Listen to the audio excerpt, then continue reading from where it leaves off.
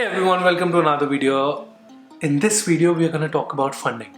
This is like one of the most awaited video. I know a lot of students are going in and they want to know what are the tips and tricks if they want to apply for different kind of assistantships. I'm going to start off this video with talking about how you can fund your education.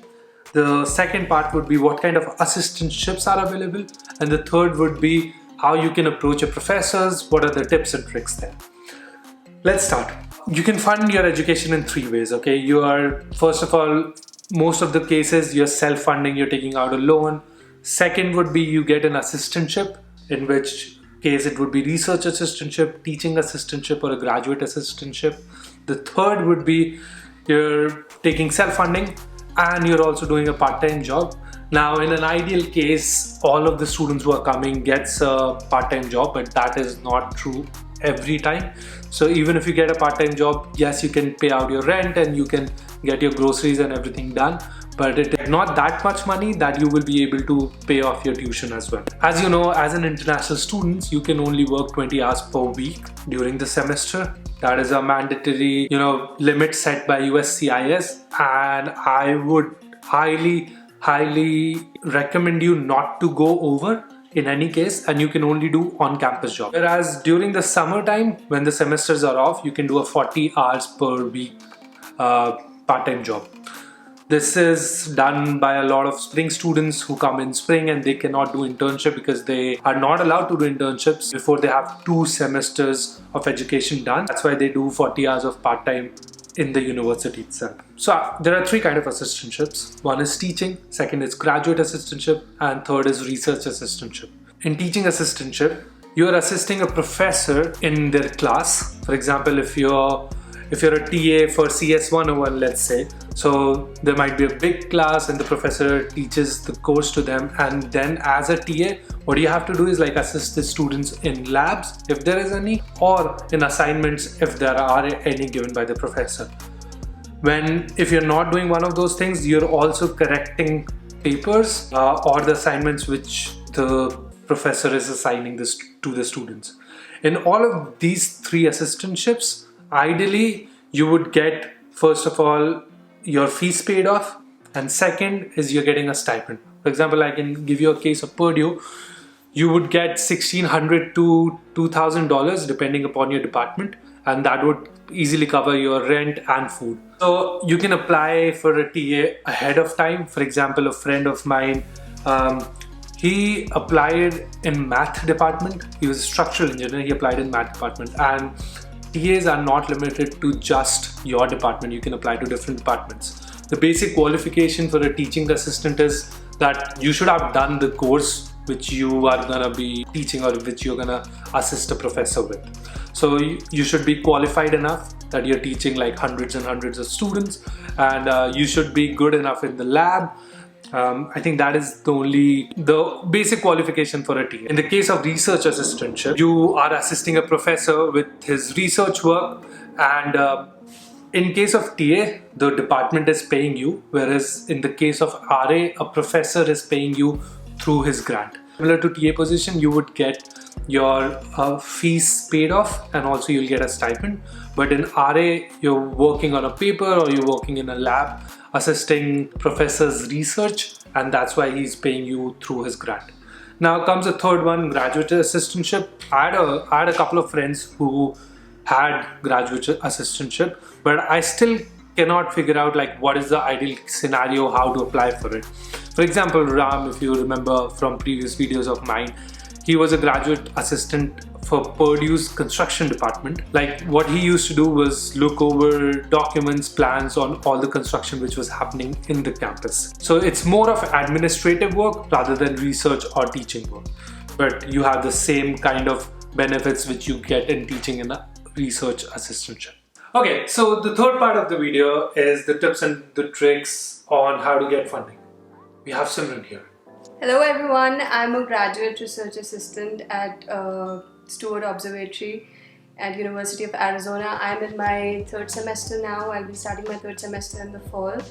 And I had a TA and I got an RA like midway through my 2nd semester at College of Optical Sciences. So there's some terms associated with assistantship, right? That's like Yes. in the first semester, in the second semester when you had a TA, initially you had 0.25 FTE. Can you Yes. explain that? So that is a standardized term. Its full form is full-time equivalent, and for graduate students, a 0.25 FTE means that you can work for 10 hours a week, and 20 hours a week is the maximum, which counts for a 0.5 FTE. And a full-time worker, like in summer, you can work for like 40 hours. In some departments, you have to work like 35 hours a week. And all these different hours and FTEs have different perks that come with them. So that's the difference. Can you tell us, like, so when you were working for 10 hours, I remember you had to pay a certain amount of fees? I had to pay the in-state, when you have a 0.25 FTE, you have to pay the in-state tuition. And also depends on the number of credits that you're taking. Okay. And your health insurance is paid. Right. And through this middle part of my second semester, I got in touch with a professor at Stewart, and she offered me a RA position. But because I already was working as a TA, she had to like give me another 0.25, which compensated for my tuition fees. So I completely, so I didn't have to pay anything. And plus, the health insurance, which is like 1,000. I think it's 12. It was $1,200. Yeah. If you had to give students tips, let's start with TA position. When you had a TA, what were your responsibilities at that time? So I was teaching this electrical circuits lab of undergraduates, the last year students. It was called the optics lab, but it was mostly dealing with circuits. So I had to teach them, like I had to take 3 labs every week, which were like 3 hours each, and help them make circuits, troubleshoot the circuits, teach them what it is, if they're facing any problems, and also I was grading them. Right.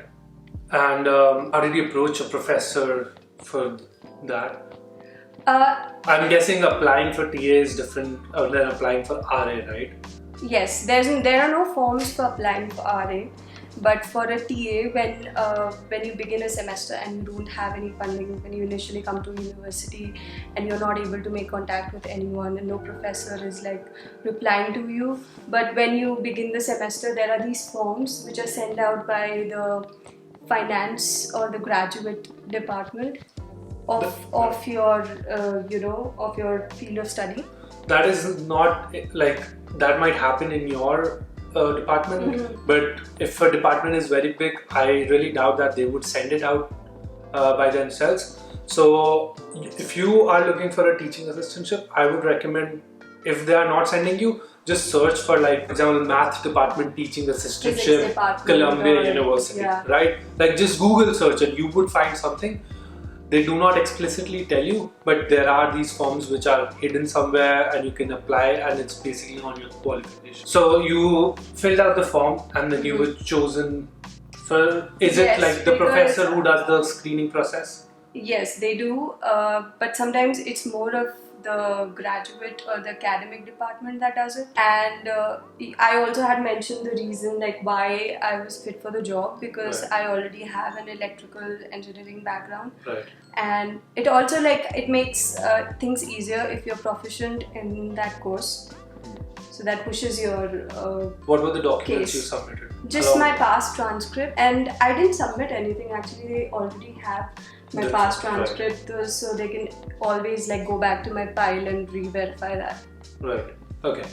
Putting TA aside, it's a basic process. You don't have to approach the professor. Rather, you have to get that form done. I would say in some cases it's the professors also. Keep tracking of keeping track of deadlines as well. Moving on to research assistantship. I would say getting a RA is difficult than getting a TA. It is like shooting in the dark. Because you don't know what's going to happen, and you don't know if those professors are going to actually pay heed to your emails, or they'll have the time to reply to you, or even to look at it. Right. And it's more difficult to reach out to them when you're not in the university. Right. Right. already. Right. Once you get there, you have to you just have to take your chances. Right. I'm sure before coming here, you also emailed some professors, but never got a reply. No. Right? Yeah, I think it's a pretty common thing all across. Like the professors obviously can't trust you. You're a new student coming in. You don't know the structure. How would a professor know that you're good enough? Also for masters. Also for masters. Because if you're a PhD student, then you have an advisor assigned to you already. Right. However temporary that might be, but you have a professor assigned to you. Right. So as you were mentioning before, that in the case of research assistantship, you have to knock a lot of doors. Can you elaborate on that? You're lucky if you don't have to knock a lot of doors, but I had to, and I didn't get a lot of positive responses because sometimes there wasn't enough funding, the timing wasn't right, or something like that. But you should always take your chances and always keep applying for any of the opportunities that you have. You should talk to the dean of your department. He would advise you if you don't have an advisor already. And you can write, you have to keep writing a lot of emails, and you have to keep improvising your CV. You should always attach your CV in your emails when you reach out to professors. One important tip that I have is that the professors they have this, I wouldn't say it's a weakness, but they always like when you show interest in their research and you like to explore what their group is up to or what they have been up to. So they always like to converse about that. So you should always add that in your email and show that interest. And also your interest should be quite genuine, and you should always have something to offer to them so that you can be useful for them.